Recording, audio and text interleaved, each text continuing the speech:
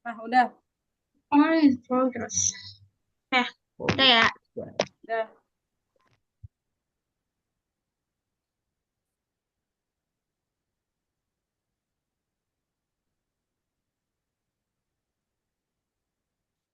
Assalamualaikum warahmatullahi wabarakatuh.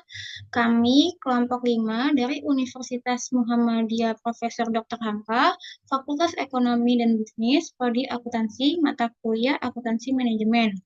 Izinkan kami menjelaskan tentang Overview of Management Accounting atau tinjauan sekilas tentang akuntansi manajemen.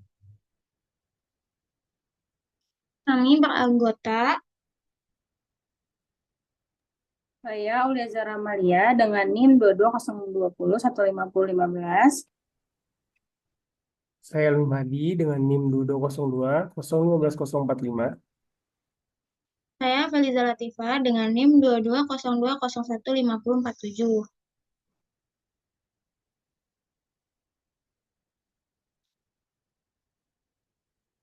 Pokok bahasan. Yang pertama ada akuntansi manajemen, tujuan akuntansi manajemen, kerjaan manajemen dan kebutuhan informasi akuntansi manajerial, hubungan akuntansi biaya dan akuntansi keuangan dan akuntansi manajemen, perbandingan akuntansi keuangan dan akuntansi manajerial, perkembangan peran akuntansi, perubahan lingkungan bisnis, akuntansi biaya dan manajemen kontemporer, kompetisi global, struktur organisasi, etika profesional, dan terakhir ada sertifikat akuntan manajemen. Selanjutnya ada akuntansi manajemen.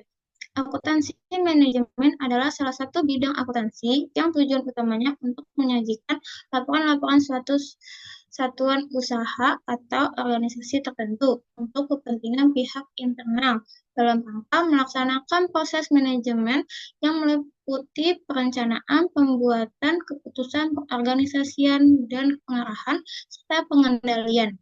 Akuntansi manajemen menyediakan data-data penting yang memberikan informasi kegiatan suatu perusahaan.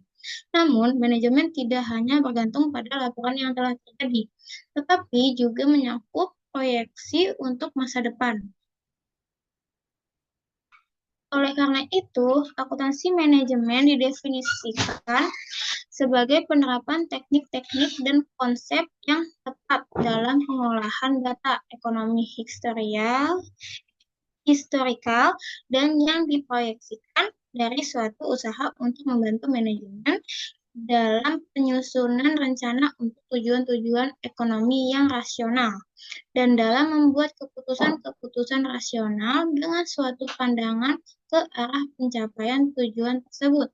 Dengan demikian, akuntansi manajemen diharapkan mampu membantu manajemen dalam pengambilan keputusan agar sumber-sumber ekonomi yang dikuasainya atau kekayaan perusahaan dapat dialokasikan dan digunakan secara lebih efektif dan efisien. Selanjutnya ada tujuan akuntansi manajemen.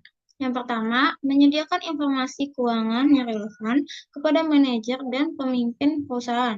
Kedua, membantu manajemen dalam mengambil keputusan yang lebih baik, seperti perencanaan strategis, pengendalian biaya, evaluasi kinerja, dan evaluasi investasi. Ketiga, membantu membangun strategi jangka panjang yang solid guna memenangkan persaingan usaha. Keempat, membantu mengidentifikasi masalah yang timbul serta menyelesaikan masalah tersebut. Yang terakhir, yaitu membantu mencari peluang tersembunyi yang dapat menguntungkan perusahaan. Selanjutnya, ada pekerjaan manajemen dan kebutuhan informasi akuntansi manajemen. Perencanaan, merancang beberapa langkah yang akan diambil dalam upaya menggerakkan perusahaan ke arah sasarannya. Langkah pertama dalam perencanaan yaitu mengidentifikasi dan memilih dari berbagai alternatif yang terbaik untuk perusahaan. Perencanaan ini biasanya ditunjukkan secara formal dalam bentuk anggaran yang disusun tahunan dan menunjukkan perencanaan secara spesifik dan kuantitatif.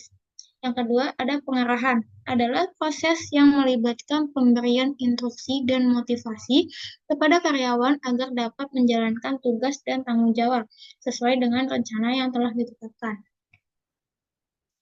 Yang ketiga yaitu pengendalian. Dalam kegiatan pengendalian ini diperlukan umpan balik atau feedback untuk memastikan bahwa kegiatan perusahaan tetap berjalan sesuai dengan rencana yang telah ditetapkan. Salah satu bentuk umpan balik atau feedback tersebut adalah laporan kinerja yang memberikan informasi mengenai kegiatan yang tidak berjalan sesuai dengan rencana dan kegiatan mana yang perlu mendapatkan perhatian khusus. Yang terakhir yaitu pengambilan keputusan adalah aktivitas yang dilakukan untuk memilih alternatif yang terbaik. Pengambilan keputusan ini dibagi menjadi dua, yaitu pengambilan keputusan strategis dan pengambilan keputusan taktis. Selanjutnya ini adalah siklus perencanaan dan pengendalian. Jadi, proses pekerjaan manajemen begini cara berputarnya. Selanjutnya ada hubungan akuntansi biaya, akuntansi keuangan, dan akuntansi manajemen. Jadi, akuntansi keuangan dan akuntansi manajemen membutuhkan akuntansi biaya. Kalau akuntansi keuangan membutuhkan akuntansi biaya itu untuk sebuah informasi harga pokok produksi per unit yang digunakan untuk penilaian persediaan barang jadi di laporan posisi keuangan dan perhitungan harga pokok penjualan di laba rugi. Kalau untuk akuntansi manajemen membutuhkan akuntansi biaya itu untuk informasi harga pokok produksi per unit digunakan untuk tujuan perencanaan biaya, pengendalian biaya, pengambilan keputusan, dan perbaikan berkelanjutan. Selanjutnya akan dijelaskan oleh Hilmi Mahdi. Baik, terima kasih Feliza Latifa. Selanjutnya ada perbedaan akuntansi keuangan dan akuntansi manajemen. Yang pertama, untuk pemakaian informasi akuntansi manajemen adalah pihak dalam perusahaan. Pihak dalam perusahaan itu contohnya ada top level manajemen, middle, dan lower. Sedangkan untuk target informasi akuntansi keuangan ada pihak eksternal perusahaan atau pihak luar dari perusahaan seperti pemegang saham, pemerintah, dan kreditur. Lalu yang kedua ada output. Akuntansi manajemen itu menggunakan laporan yang dibutuhkan oleh manajemen. Sedangkan akuntansi keuangan itu menggunakan laporan keuangan. Lalu yang ketiga ada aturan. Dalam akuntansi manajemen tidak ada aturan yang mandatory atau mandatory rule. Laporan yang dihasilkan hanya mempertimbangkan biaya dan manfaat atau prinsip efisiensi. Sedangkan untuk akuntansi keuangan ada aturan yang mandatory atau mengharuskan, yaitu laporan keuangan harus disusun berdasarkan standar akuntansi keuangan SAK atau International Financial Reporting Standard IFRS. Yang keempat ada jenis informasi. Untuk akuntansi manajemen menggunakan informasi keuangan dan non-keuangan, sedangkan akuntansi keuangan hanya menggunakan informasi keuangan saja. Lalu ada yang kelima orientasi waktu informasi. Informasi yang dihasilkan oleh akuntansi manajemen berorientasi masa mendatang atau future information untuk membantu manajemen dalam pengambilan keputusan. Sedangkan informasi yang dihasilkan oleh akuntansi keuangan berorientasi pada masa lalu atau historical information. Informasi akuntansi keuangan digunakan oleh manajemen untuk akuntabilitas kepada pihak luar atas amanah yang diembannya. Yang keenam, next. Yang keenam ada sifat informasi. Untuk akuntansi manajemen, informasi yang dihasilkan oleh akuntansi manajemen dapat bersifat subjektif dan estimasi. Hal ini dikarenakan manajemen membutuhkan informasi untuk pengambilan keputusan. Sedangkan untuk informasi yang dihasilkan oleh akuntansi keuangan harus objektif dan akurat. Hal ini dikarenakan laporan keuangan merupakan akuntabilitas manajemen kepada pihak luar atas apa yang telah dilakukan untuk selama satu periode tahun buku akuntansi. Yang ketujuh, ruang lingkup informasi. Akuntansi manajemen menggunakan informasi segmen dan sedangkan akuntansi keuangan menggunakan informasi perubahan secara keseluruhan. Yang kedelapan ada disiplin ilmu. Akuntansi keuangan hanya menggunakan disiplin ilmu ekonomi, sedangkan akuntansi manajemen menggunakan beberapa disiplin ilmu seperti ilmu ekonomi, psikologi, dan statistik. Lalu selanjutnya ada perubahan lingkungan bisnis. Perubahan lingkungan bisnis itu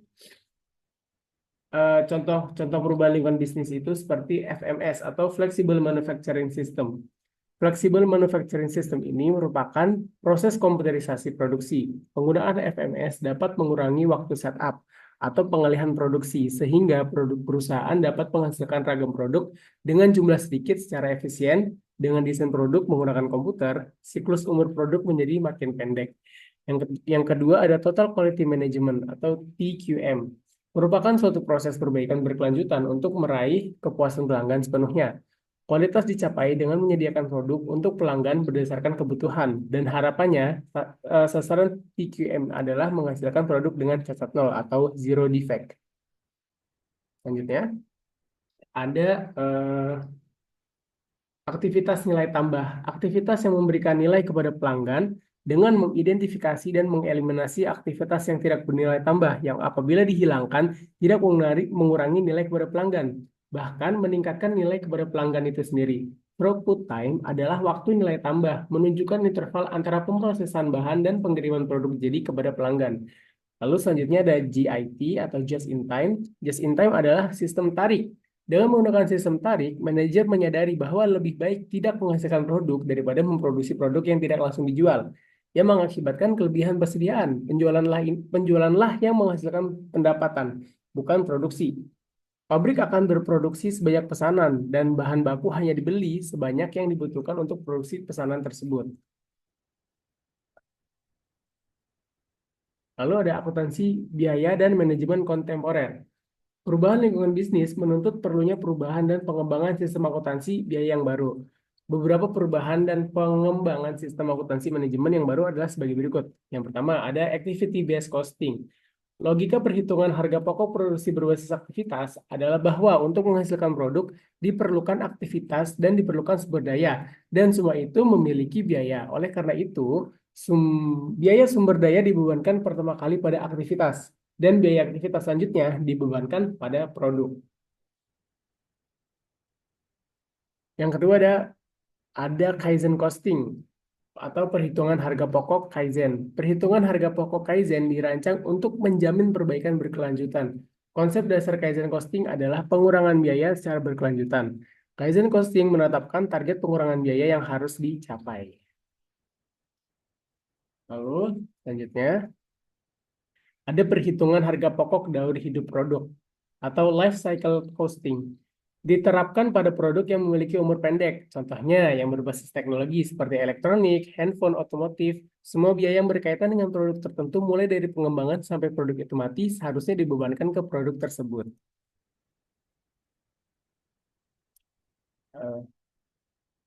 Untuk kompetisi global akan dijelaskan oleh Aul. Selanjutnya ada kompetisi global. Selama beberapa dekade terakhir, dalam beberapa industri, kompetisi telah mendunia disebabkan oleh penurunan tarif, kota, dan beberapa hambatan perdagangan bebas, serta perbaikan dalam sistem transportasi global, meningkatnya pasar internasional. Faktor-faktor yang mengurangi biaya pada internasional memungkinkan untuk bersaing pada perusahaan lokal. Beberapa hambatan perdagangan telah memudahkan ekspansi ke luar negeri yang cepat dan agresif. Oleh karena itu, penyebab sedikitnya perusahaan yang merasa puas dengan versi mereka, karena pesaing global dapat muncul kapan saja. Agar bisa bertahan, perusahaan yang ingin unggul di pasar lokal perlu usaha untuk menjadi kompetitor di kelas dunia. Pergerakan bebas, barang, dan jasa membuka peluang besar untuk ekspor bagi perusahaan yang kompetitif dan konsumen. Persaingan yang ketat menawarkan lebih banyak variasi produk kualitas yang lebih baik serta harga yang jauh lebih rendah. Akan tetapi, perusahaan akan menghadapi kesulitan bersaing di tingkat internasional jika manajemen dan pengambilan keputusan mereka menggunakan sistem akuntansi manajemen yang kurang tepat atau kurang baik. Meskipun sistem yang baik tidak menjamin keberhasilan dan sukses, sistem yang buruk dapat menghalangi upaya bersama untuk menjadi kompetitif di pasar global. Next, ada struktur organisasi. Karena organisasi terdiri atas orang-orang, manajemen harus mencapai tujuannya melalui orang-orangnya ada di organisasi tersebut, yaitu ada 3. Yang pertama ada desentralisasi. Desentralisasi adalah delegasi atas pembuatan keputusan dengan memberi manajer serangkaian level operasi, dan otoritas untuk membuat keputusan yang berkaitan dengan daerah tanggung jawabnya. Beberapa organisasi yang lebih dibandingkan dengan yang lainnya. Yang kedua ada hubungan lini dan staf. Hubungan lini dan staf adalah hubungan antar posisi lini dan staf dalam sebuah organisasi.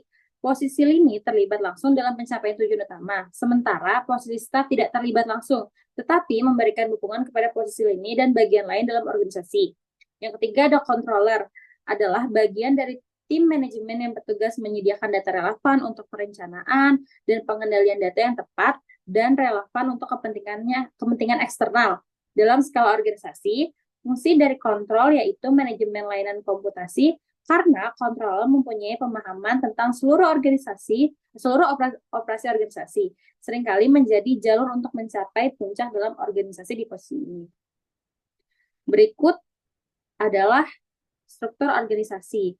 Di bagian kiri ini ada struktur organisasi dari desentralisasi. Yang pertama itu ada Dewan Direktur. Di bawah Dewan Direktur itu ada pimpinan, sedangkan di bawahnya lagi ada departemen, dan wakil pimpinan dan bagian keuangan. Nah, wakil pimpinan operasi ini dibagi lagi menjadi 3. Di sini itu ada contoh dari perusahaan yang menjual rekaman musik. Yang pertama itu ada manajer toko di Hong Kong itu, ada lagi manajernya lagi, ada Intel Rock, manajer Classic Jazz sama manajer Control Pop. Nah, yang terakhir itu ada toko, yang terakhir itu manajer toko di salah satu negara yang berbeda. Sama halnya dengan manajer toko yang sebelumnya di bawahnya. Terus kepala bagian keuangan itu dibagi menjadi 2, ada bendahara dan controller. Sedangkan kontrol itu dibagi lagi menjadi 2, ada di sebelah kanan, yaitu ada asisten kontrol perencanaan sama asisten kontrol sistem dan komputer. Asisten kontrol dan perencanaan dibagi lagi menjadi 2, manajer analisis keuangan, yang di bawahnya itu ada kepala unit sama analisa senior, dan manajer perencanaan dan pengendalian dibagi lagi menjadi 2, ada direktur sasaran dan organisasi dan direktur perencanaan laba dan pengendalian. Sedangkan asisten kontrol sistem dan komputer dibagi juga menjadi 2, ada manajer sistem dan manajer jasa komputer. Manajer sistem itu ada direktur metode akuntansi, kepala publikasi sistem, direktur metode perkantoran. Sedangkan manajer jasa komputer itu ada direktur perencanaan komputer, direktur operasi komputer, dan direktur komunikasi.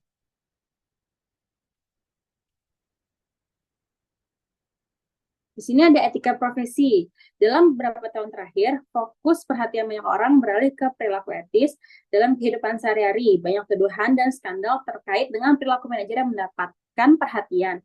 Tetapi masih diragukan apakah ini merencanakan kandungan moral. Institute of Management Accountant atau IMA di Amerika Serikat telah merumuskan kode etik yang dikenal sebagai Standard of Ethical Conduct for Practitioners of Management, Accountant, and Financial Management. Meski sudah dirancang khusus untuk anggota manajemen, kode etik ini juga digunakan secara lebih luas. Yang pertama ada aturan bertindak akuntan manajemen. Standar dibagi menjadi 2, ada anggota manajemen memilih tanggung jawab etika dalam 4 bidang, ada mempertahankan kompetisi, menjaga kerahasiaan, hal-hal yang sensitif, mempertahankan integritas dan menjaga objektivitas dalam sebuah pengungkapan. Dan yang kedua itu berisi panduan khusus bagaimana cara seseorang individu mencari bukti perilaku yang tidak etis dalam organisasi. Selanjutnya ada standar perilaku etika akuntan manajemen. Akuntan manajemen mempunyai kewajiban untuk mempertahankan standar perilaku tertinggi terhadap organisasi di mana dia bekerja, profesi mereka, masyarakat, dan diri mereka sendiri. Akuntan manajemen seharusnya tidak melakukan tindakan yang bertentangan dengan standar ini. Juga tidak boleh memberi kesempatan atau membolehkan anggota lain untuk bertindak secara bertentangan dengan standar tersebut. Standar perilaku etika akuntan itu dibagi menjadi 5. Yang pertama itu ada kompetensi. Akuntan manajemen mempunyai tanggung jawab untuk pertama mempertahankan kompetensi profesional pada level yang semestinya. Yang kedua, melaksanakan tugas-tugas profesional mereka sesuai dengan hukum, peraturan, dan standar teknis yang relevan. Yang ketiga, ada menyiapkan laporan secara lengkap dan jelas serta memberi rekomendasi setelah melakukan analisis yang layak terhadap informasi yang relevan dan handal. Yang kedua, ada kerahasiaan. Akuntan manajemen bertanggung jawab untuk tidak mengungkapkan informasi rahasia yang diperoleh dalam menjalankan pekerjaannya, kecuali mendapat wewenang atau karena adanya kewajiban hukum untuk mengungkapkan hal tersebut. Yang kedua ada menginformasikan kepada bawahannya tentang kerahasiaan informasi yang diperoleh selama menjalankan pekerjaan dan mengawasi aktivitas mereka untuk meyakinkan bahwa mereka tetap menjaga kerahasiaan. Dan yang terakhir, tidak memanfaatkan atau mengungkapkan informasi rahasia yang diperoleh selama menjalankan pekerjaannya demi konten ilegal dan tidak etis baik bagi diri sendiri maupun pihak ketiga. Yaitu yang ketiga, integritas. Akuntan manajemen memiliki tanggung jawab untuk pertama menghindari konflik kepentingan dan memberi nasihat tentang potensi konflik yang mungkin muncul. Yang kedua ada menghindari tindakan yang dapat melakukan etika dalam sedang bertugas. Yang ketiga ada menolak segala bentuk hadiah atau keramahan yang bisa mempengaruhi keputusan mereka. Yang keempat, tidak menemukan hasil yang sah dan tujuan organisasi baik secara langsung maupun tidak langsung. Yang kelima, ada mengkomunikasikan batasan profesional yang dapat menghambat kebijakan yang kinerja. Yang kelima, ada menyampaikan informasi dan kebijakan profesional baik yang positif maupun negatif. Dan terakhir, tidak terlibat dalam kegiatan yang dapat merusak reputasi profesi. Yang keempat, itu ada objektivitas. Akuntan bertanggung jawab untuk mengkomunikasikan informasi secara wajar dan objektif. Yang kedua, ada mengungkapkan seluruh informasi yang diharapkan relevan untuk mempengaruhi pemakaian, untuk pemahaman laporan, komentar, dan rekomendasi yang disajikan. Dan terakhir, ada pemecahan konflik etika. Akuntan manajemen harus mengikuti kebijakan organisasi jika sedang menghadapi masalah etika yang serius. Jika kebijakan tersebut tidak menyelesaikan masalah, maka perlu pertama mendiskusikan masalah tersebut dengan atasan. Kecuali jika terlibat dalam hal ini harus mengangkat masalah kepada manajemen yang lebih tinggi. Jika solusi tidak terselesaikan, maka masalah tersebut didiskusikan kepada manajer yang lebih tinggi lagi. Jika atasan langsung adalah CEO atau setara, dapat dilakukan oleh dewan direksi atau pemilik, dan komunikasikan harus dengan sepengetahuan atasan. Dan yang terakhir, jika konflik tetap ada, setelah semua upaya yang dilakukan, akuntan dapat memilih untuk meninggalkan organisasi atau perusahaan dan memberikan pemberitahuan sesuai. Mengkomunikasikan masalah kepada pihak luar tidak diperbolehkan kecuali atas dasar hukum. Etika profesi, aturan perilaku perusahaan. Orang yang melanggar etika biasanya memberi alasan seperti organisasi memang berencana untuk bertindak tidak etis. Banyak orang juga melakukan hal yang sama. Tindakan tidak etis adalah salah satu cara untuk berhasil. Oleh karena itu, banyak perusahaan mengadopsi kode etik formal mencakup tanggung jawab karyawan, konsumen, pemasok, dan komunitas tempat mereka beroperasi. Kondisi ini umumnya tidak mencakup aturan teknis spesifik, tetapi memberikan panduan umum mengenai pelaku yang diharapkan. Dan terakhir dari etika profesi yaitu kode etik pada tingkat internasional. Kode etik dari Guideline on Ethics for Professional Accountant yang disusun oleh International Federation of Accountant atau IFAC pada Juli 1990 mengatur tentang perilaku semua akuntan profesional di dunia, baik yang independen, pemerintahan, maupun sebagai akuntan internal. Kode yang dikeluarkan oleh IFA untuk tuntunan etis terkait kompetisi, objektivitas, independensi, dan kerahasiaan, serta tanggung jawab akuntan dalam hal perpajakan, pengiklanan, penggunaan dana, dan aktivitas internasional. Jika terjadi aktivitas lintas negara, kode etik IFAC harus diutamakan jika lebih ketat daripada aturan etis di negara tersebut.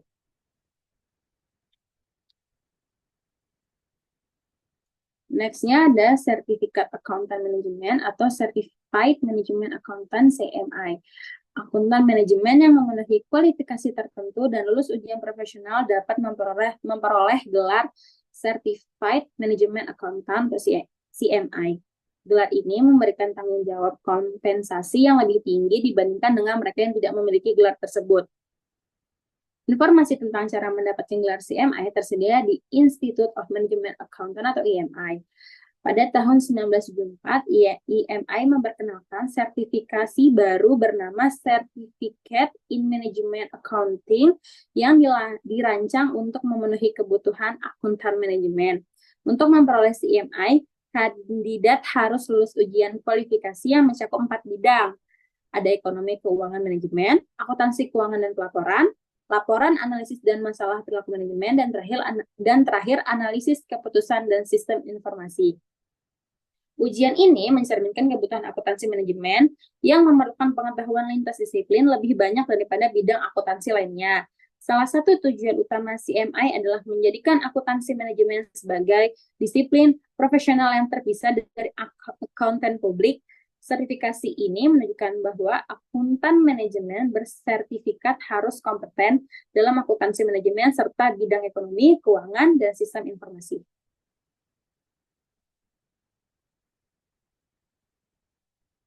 Terakhir ada contoh soal.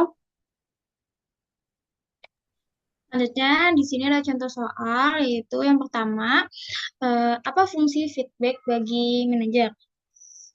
Seperti yang sudah dijelaskan di bagian pengendalian atau pekerjaan akuntansi manajemen, yaitu feedback atau umpan balik berfungsi untuk memastikan bahwa kegiatan perusahaan tetap berjalan sesuai dengan rencana yang telah ditetapkan. Bentuk feedback atau umpan balik ini di akuntansi manajemen adalah laporan kinerja yang memberikan informasi mengenai kegiatan yang tidak berjalan sesuai dengan rencana dan kegiatan mana yang perlu mendapatkan perhatian khusus. Yang kedua yaitu ada mengapa kepatuhan terhadap standar etik sangat penting untuk berfungsinya perekonomian pasar di masa depan. Yaitu standar etik menjalankan fungsi yang sangat penting dalam praktik. Tanpa kepatuhan terhadap standar etik, perekonomian akan runtuh secara dramatis. Oleh karena itu, mematuhi aturan etika menjadi sangat penting untuk memastikan kelancaran berjalannya ekonomi pasar di masa mendatang. Terima kasih. Sekian dari penjelasan kelompok 5. Kurang lebihnya mohon maaf. Wassalamualaikum warahmatullahi wabarakatuh.